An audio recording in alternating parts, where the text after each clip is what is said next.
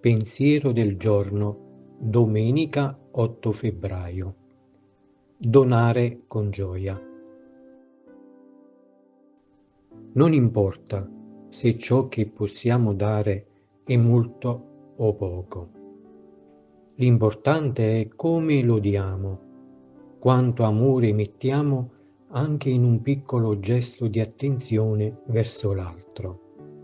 A volte basta offrire un bicchiere d'acqua fresca, come specifica il Vangelo.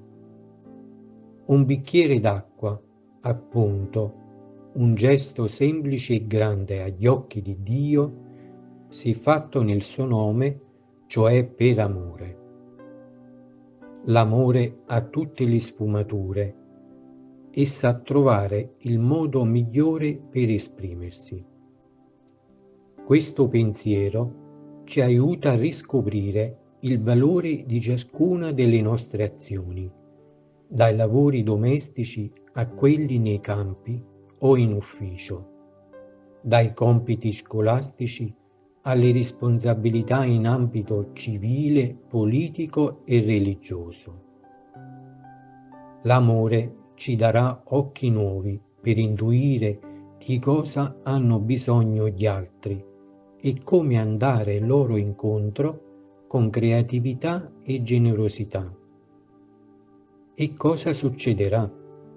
I doni circoleranno perché l'amore suscita amore.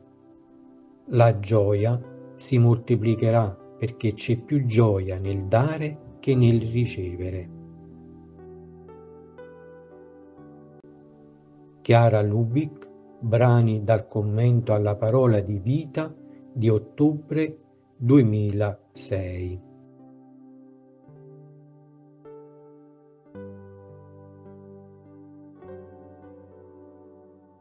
Parola di vita, febbraio 2026. Ecco, io faccio nuove tutte le cose. Apocalisse capitolo 21, versetto 5.